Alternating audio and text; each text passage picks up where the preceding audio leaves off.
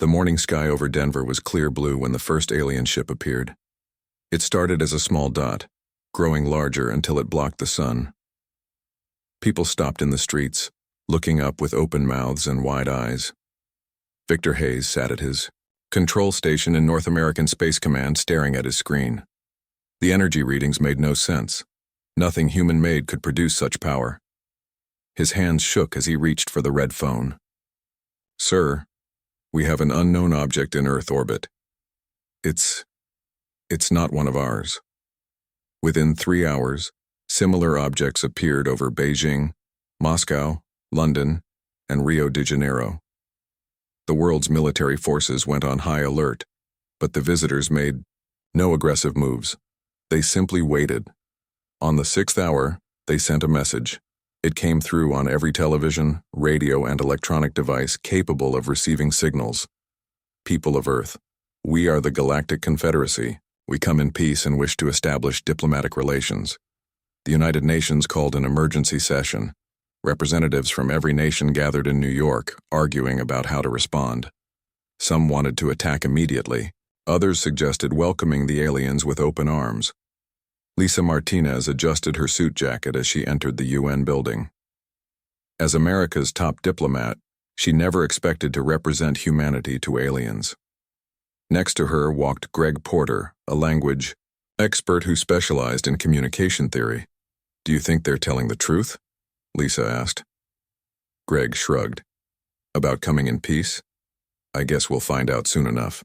The alien representatives arrived in a small shuttle that landed directly on the UN plaza. Security teams surrounded the area, weapons ready. When the door opened, humans got their first look at extraterrestrial life. The aliens were tall and thin with pale blue skin that seemed almost transparent. They had 4 arms and moved with careful, precise steps like they weren't used to Earth's gravity. Their large eyes blinked slowly as they looked around. "I am Ambassador Zixtal of the Araxian species," the lead alien said through a small device that translated its high-pitched sounds into English.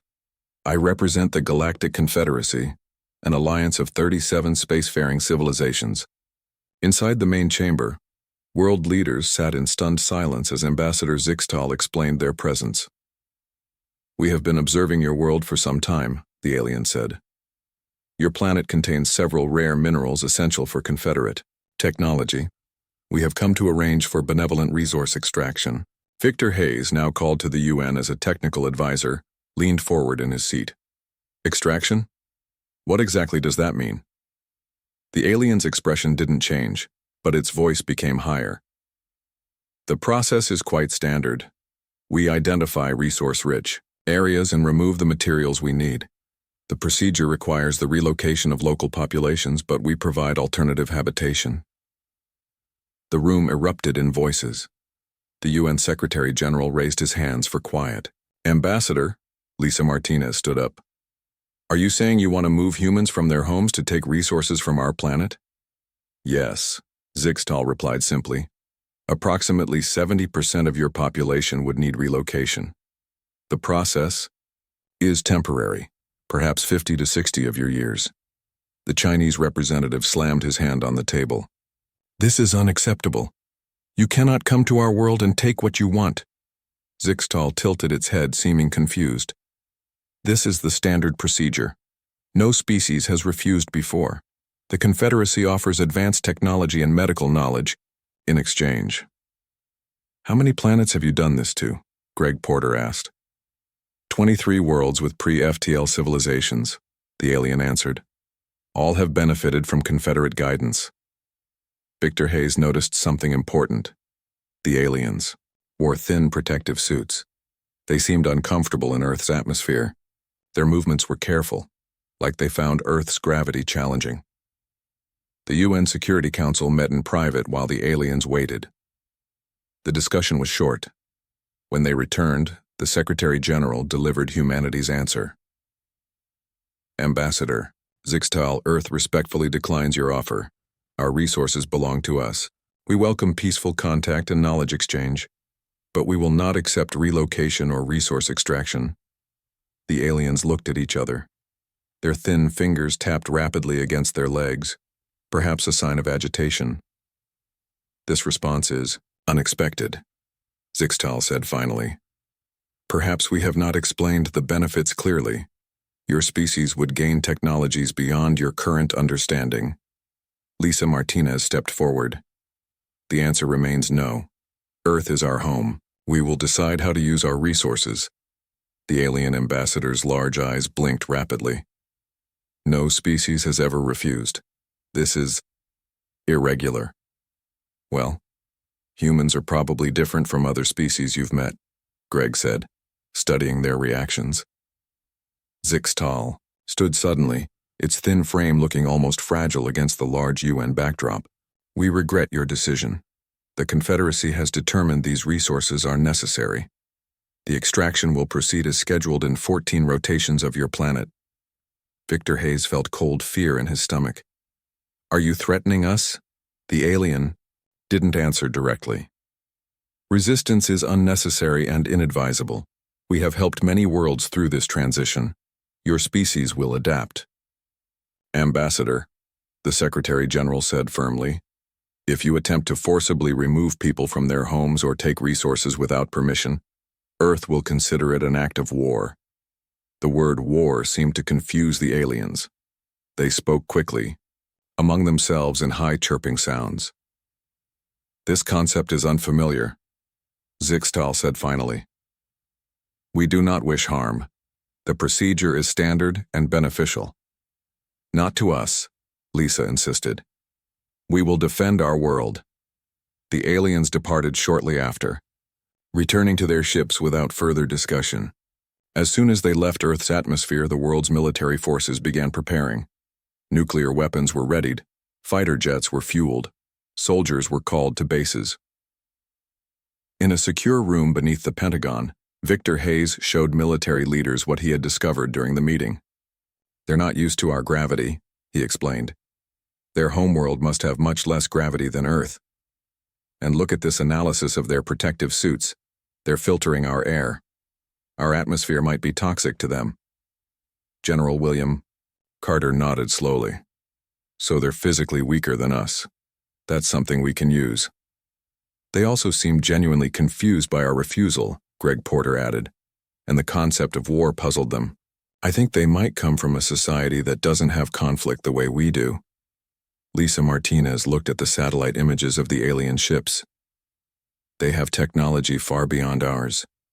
But if they've never faced resistance before, then they don't know what humans are capable of when threatened, Victor finished. What the Confederacy didn't understand was that humans evolved on what the galactic community would classify as a death world, a planet with extreme environmental conditions, dangerous predators, and constant survival challenges. These conditions had shaped humanity into something the peaceful Confederacy species had never encountered before. As the alien deadline approached, humanity prepared for a fight unlike any in its history. The aliens had made a critical mistake. They had threatened Earth without understanding what it meant to threaten a species born in adversity and forged through millions of years of brutal natural selection. The Deathworlders were about to teach the galaxy a lesson it would never forget. The underground war room buzzed with activity. Maps covered the walls, screens showed satellite images of the alien ships, and military officers from around the world spoke in urgent voices. 13 days remained until the aliens' deadline. Colonel Alan Wright stood at the front of the room, his face tired from lack of sleep.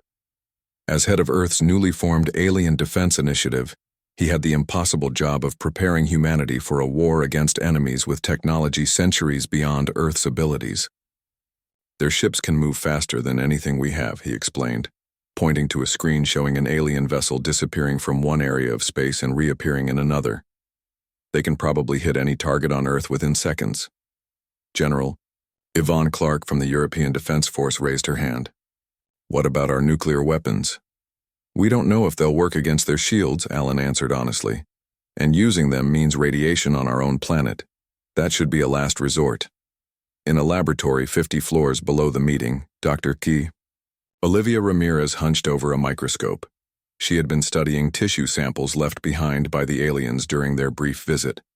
A coffee cup sat forgotten at her elbow, cold after 12 hours of work. Dr. Ramirez? Her assistant, Eric Barnes, entered with a folder of test results. You were right. Their cellular structure is completely different from ours. Olivia looked up, her eyes red from lack of sleep. Different how? Their cells are more efficient but far less durable, Eric explained. They evolved in a low-gravity environment with minimal environmental stress. They've never needed the resilience that Earth species developed. Olivia grabbed the folder, flipping through pages of data. So they're fragile compared to us. Their homeworld must be paradise compared to Earth. She picked up her phone and called Colonel Wright directly. I need to speak to the Defense Committee immediately. I found something important. 2 hours later, Olivia stood before the world's military leaders, explaining her discovery. The aliens evolved on a world with stable climate, low gravity, and few natural threats, she said, showing images of the alien cellular structure. Their bodies are designed for efficiency, not durability. In Earth's gravity, they're already at a physical disadvantage. Colonel Wright leaned forward. So, in hand-to-hand combat. We would be much stronger, Olivia confirmed. But that's not all. Their immune systems are incredibly basic. They've never been exposed to the thousands of pathogens humans have evolved alongside. Even ordinary bacteria that live on human skin could make them sick. This news spread quickly through the military ranks. Suddenly, humanity had advantages they never expected. Across the world in a research facility in Japan, scientists Sam Turner and Diane Foster worked with pieces of alien technology left behind after the UN meeting. Sam held a small device that had fallen from one of the alien delegates. It's some kind of communication tool, he said, carefully taking it apart. But look at how they built it. Diane peered over his shoulder. The components are so different from ours. Not just different, they're designed to block energy-based attacks, Sam realized. These shields are calibrated against weapons far more advanced than ours. He grabbed a small hammer from his toolbox and gently tapped the device. It cracked easily. But they're physically fragile, he said with growing excitement. I think their defenses might be focused on stopping energy weapons, lasers, plasma, but not simple physical impacts. Diane's eyes widened. They're so advanced they've forgotten about basic kinetic weapons. This information reached Colonel Wright within hours.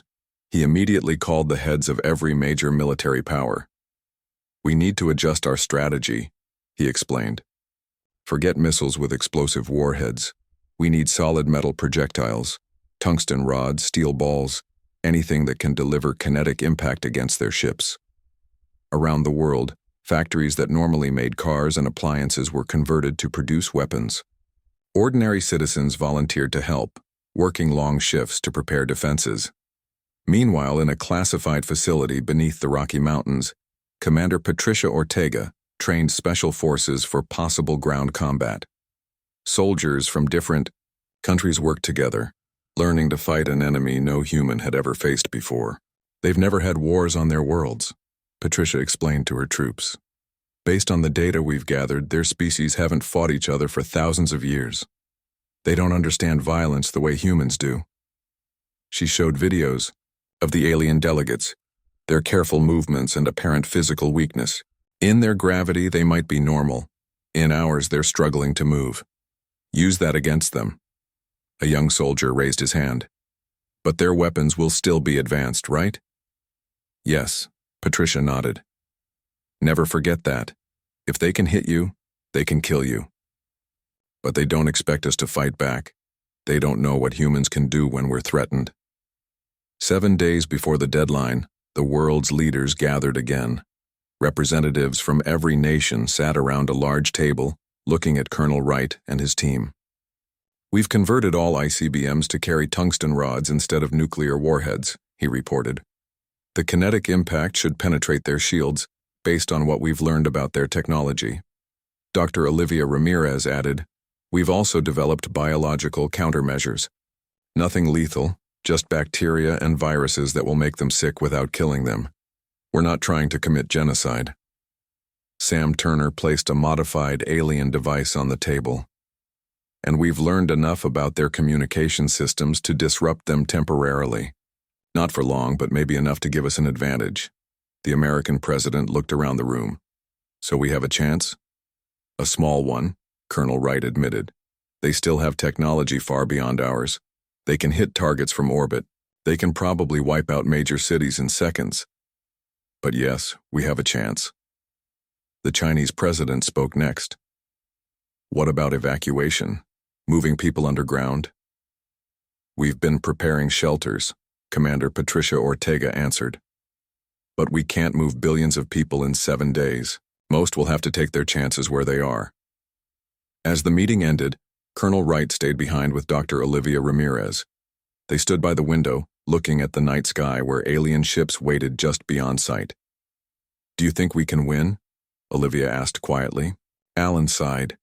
I don't know, but I do know this: they've never faced a species like us before. They've never had to fight for survival every day of their evolution like humans have. Earth is a death world to them, Olivia agreed. Everything here is threatening: our gravity, our bacteria, our weather. Even our air needs to be filtered for them.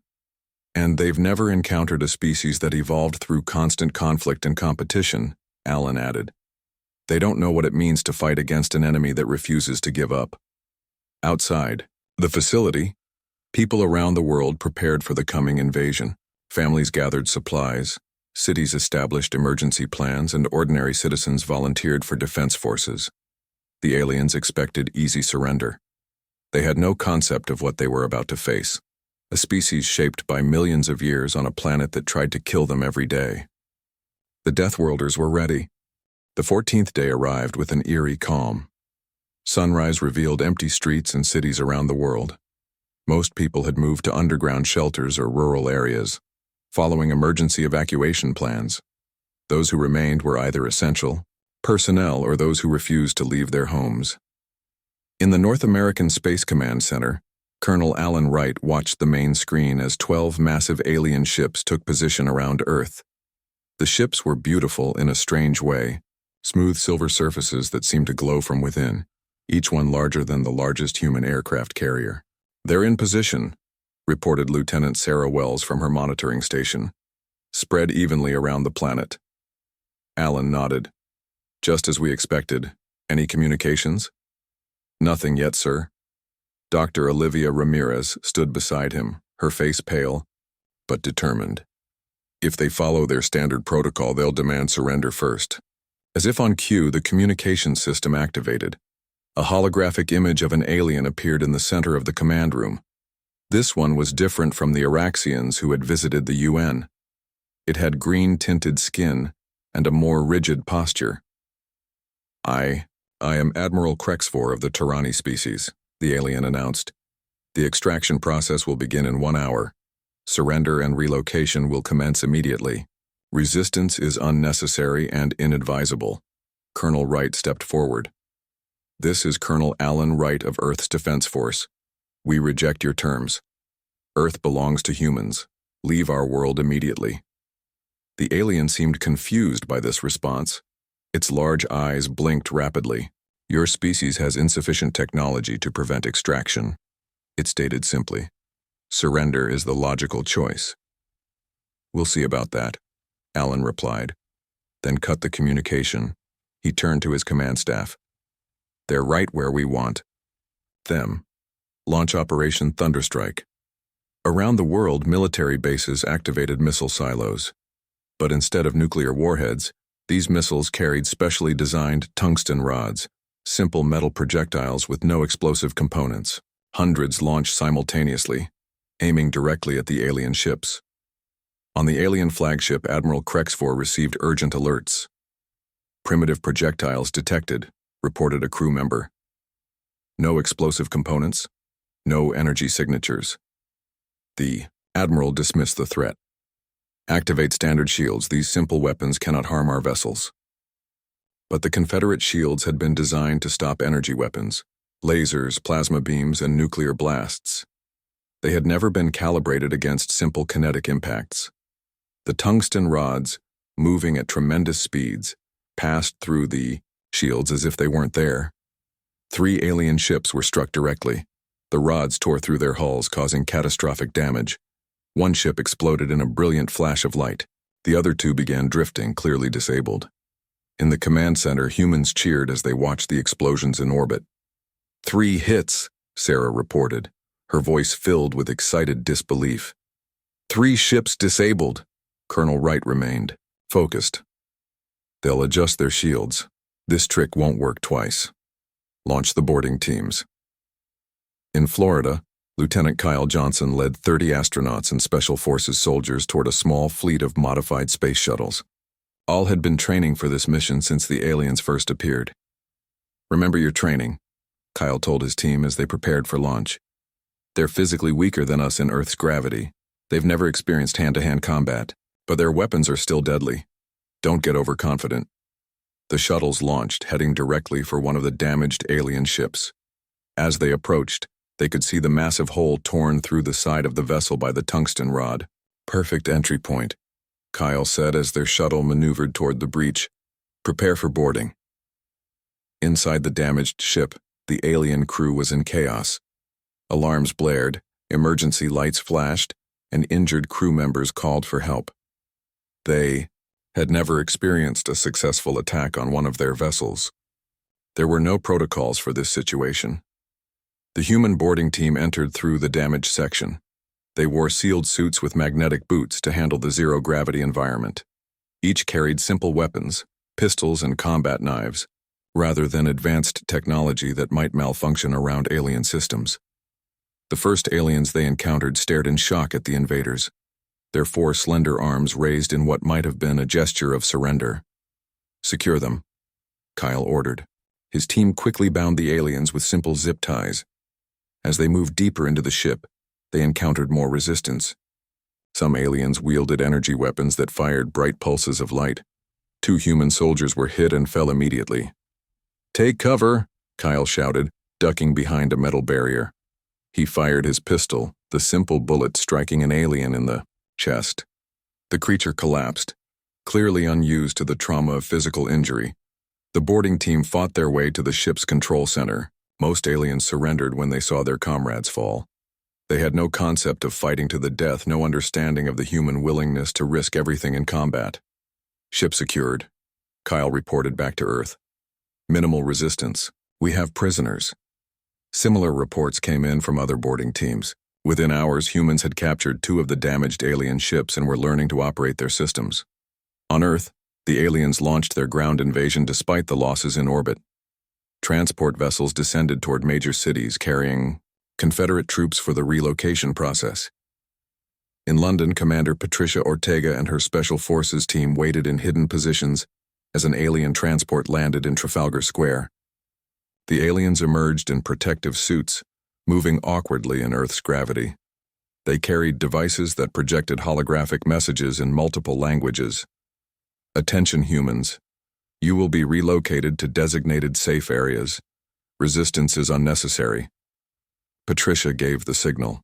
Her team emerged from hiding, targeting the aliens with non-lethal weapons first: nets, tasers, and capture foam. The aliens reacted with confusion rather than coordinated defense. Their formation broke immediately, individuals retreating in different directions instead of supporting each other. "They don't understand tactical combat," Patricia realized. "They've never had to fight as a unit." Within minutes, the entire alien squad was captured. Similar scenarios played out in cities around the world. The aliens had superior technology but no concept of warfare. They had no strategies for dealing with resistance because they had never needed them.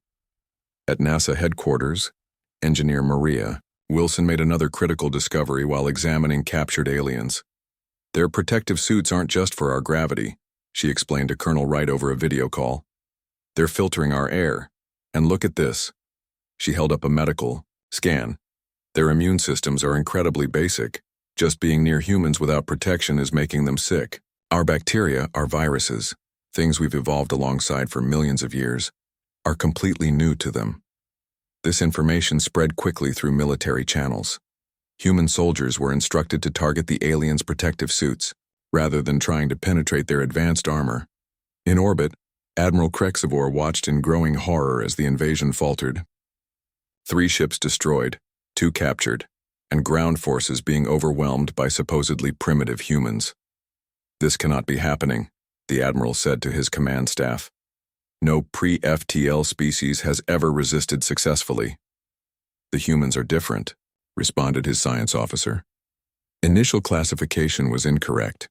They show signs of evolving on a high-gravity death world with extreme environmental pressures." The admiral's eyes widened with sudden understanding. A death world species? Why wasn't this in the initial report? The survey was incomplete. Standard protocols were followed for normal world species. Admiral Krexvor turned to his communication officer. "Send an urgent message to Confederate High Command. The Deathworlders are unlike any species we have encountered. Request immediate reinforcements and revised protocols." As the message transmitted across space, humans continued their counterattack against the invaders who had never faced a species forged through millions of years of brutal natural selection. The space around Earth glowed with debris from damaged alien ships. 3 days after the invasion began, humanity had achieved what the Confederacy thought impossible: effective resistance against a technologically superior force. 5 of the original 12 ships were now destroyed or captured, their advanced technology being rapidly studied by eager human scientists. Colonel Alan Wright hadn't slept in 36 hours.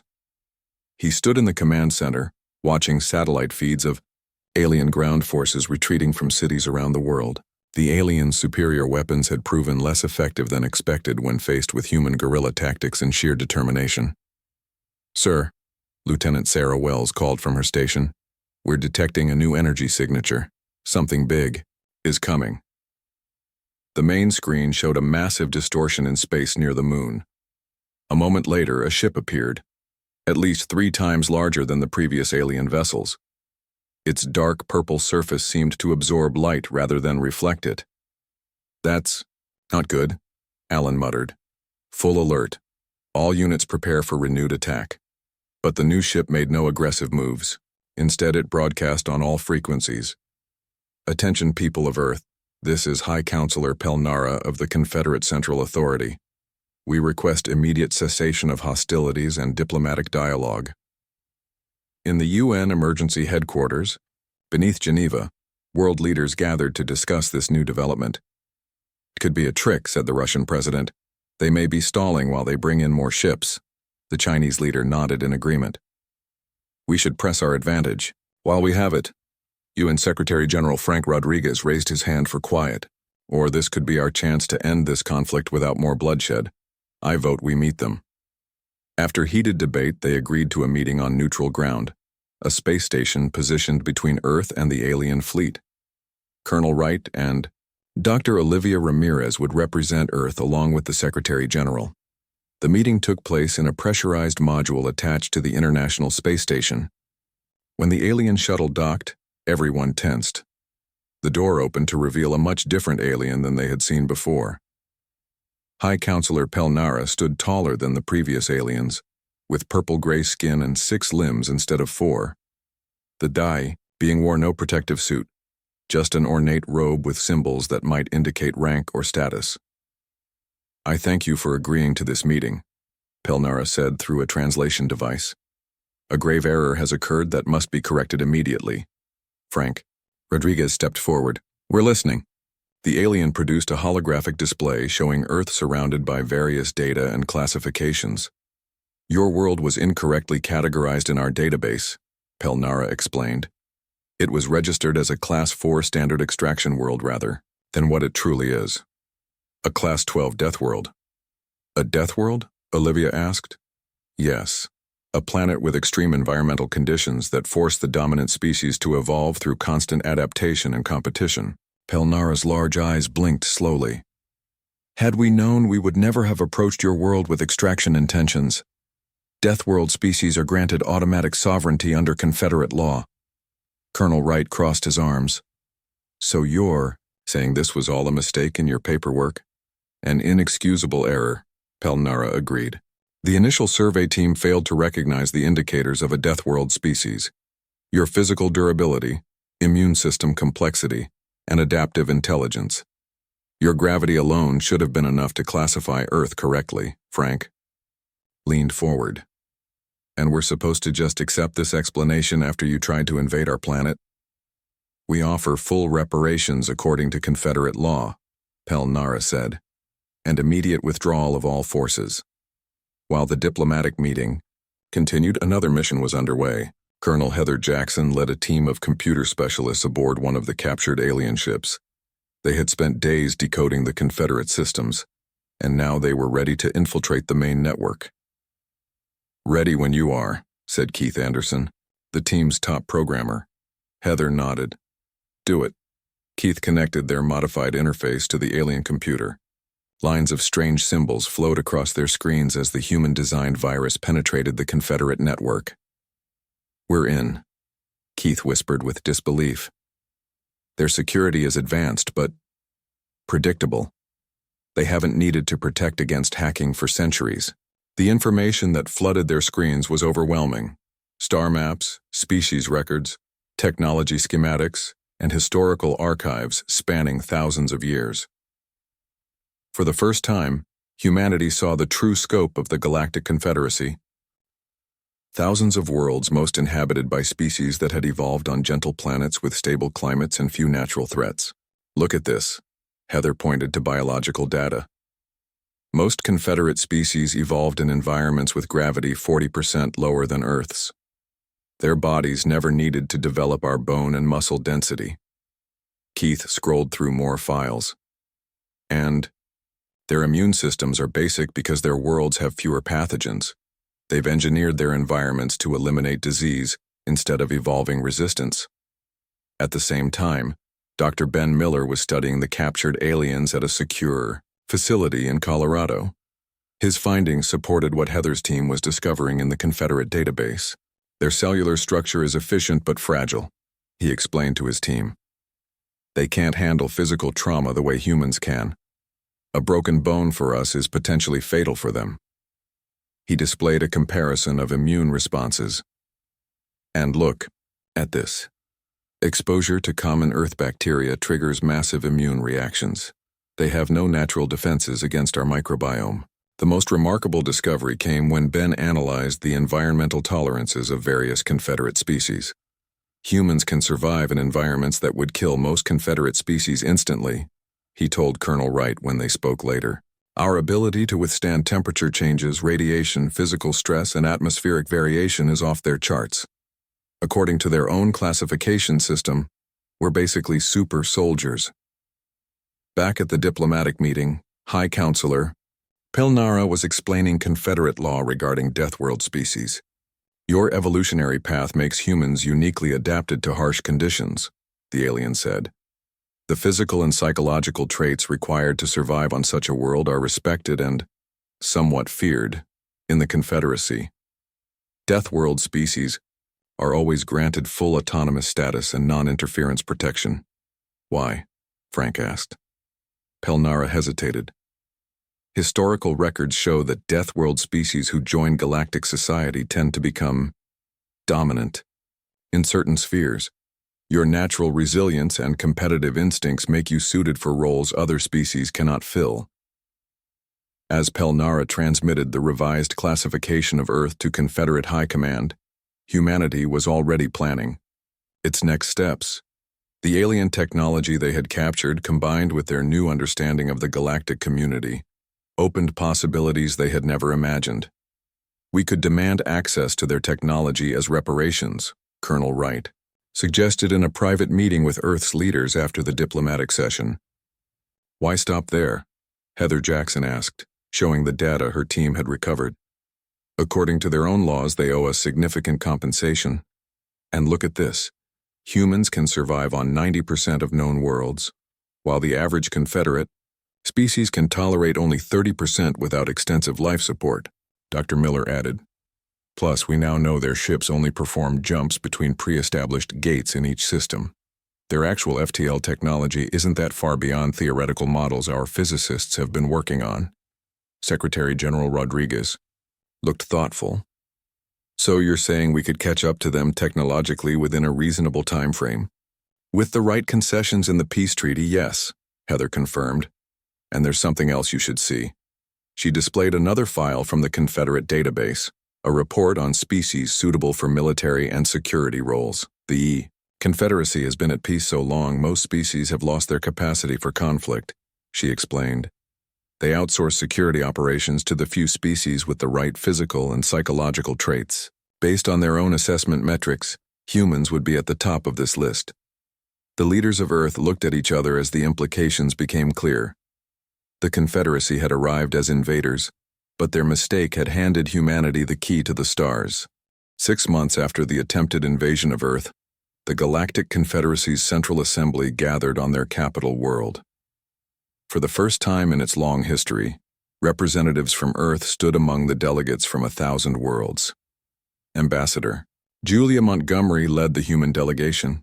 She wore a simple blue suit rather than the elaborate robes of other species. She didn't need fancy clothes to stand out. The other delegates already watched her with a mixture of fear and fascination. Stories about the Deathworlders had spread throughout Confederate space. "The humans have arrived," whispered delegates as Julia and her team entered the Grand Hall. "The species that fought back." The Confederate Supreme Leader, a tall being named Zalvex, called the meeting to order. "Today we welcome Earth into the Confederacy with full sovereign status. As a Class 12 Deathworld species, humans are granted all rights and protections under our ancient laws." Julia stepped forward to address the assembly. Her voice was calm, but carried throughout the massive chamber.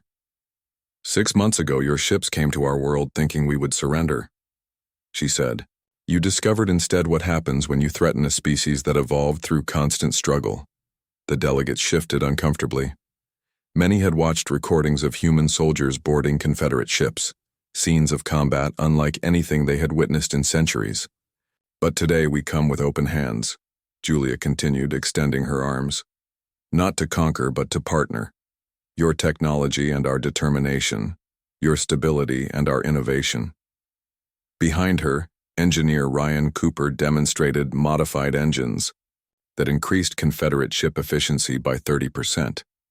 The improvements were simple to humans, but revolutionary to species that had used the same designs for centuries without question. "We think differently because we had to," Ryan explained. "On Earth, adaptation isn't optional, it's survival." The Supreme Leader spoke next. "The Confederacy recognizes its error in approaching Earth as a standard world. As reparation, we offer technological exchange, trade agreements, and colony rights to 20 systems suitable for human habitation." Julia nodded acceptance. What she didn't mention was that humans had already begun reverse engineering Confederate technology. Earth ships would soon travel between stars independently, not relying on Confederate approval. As the formal meeting ended, Julia met privately with representatives from several Confederate worlds. Some feared the rapid rise of human influence, but others saw opportunity. "Your people can survive environments that would kill us instantly," said a delegate from a low-gravity world. "We have mining operations on harsh planets that have been impossible to staff, and your natural resistance to disease makes you ideal for medical research," added another. Within a year, humans held positions throughout Confederate space. Their physical durability and adaptability made them perfect for roles no other species could fill: exploration, colonization of harsh worlds, security, and emergency response. The Araxians, who had first contacted Earth, now found themselves depending on human teams to protect their shipping lanes. The irony wasn't lost on either species. In the Confederate military headquarters, Admiral Crexvor, who had once demanded Earth's surrender, now worked alongside human officers. He still didn't fully understand how his advanced fleet had been defeated by a pre-FTL civilization, but he respected the humans' capabilities. "Your species thinks about conflict differently," he told Colonel Wright during a strategic meeting.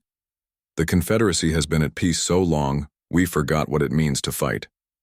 The most profound impact was cultural. News of Earth's successful resistance spread to worlds that had always accepted Confederate authority without question. Species that had been relocated from their home planets began demanding rights they had never considered before. 2 decades after first contact, humans were established throughout Confederate space. Earth technology had caught up with and in some areas surpassed Confederate standards. Human colonies thrived on planets other species considered uninhabitable. Then a new threat appeared at the edge of known space. Massive ships of unknown, design that destroyed two outer Confederate worlds without warning or mercy. The Confederate Assembly immediately turned to their most capable military leaders, the humans who had once been their enemies. Admiral Natalie Rivera stood on the Maiua bridge of the Earth Defense Force flagship, leading a combined human Confederate fleet toward the unknown attackers. Her ship carried weapons developed through the merger of Earth innovation and Confederate technology. As they prepared to engage the enemy, she transmitted a message to the fleet.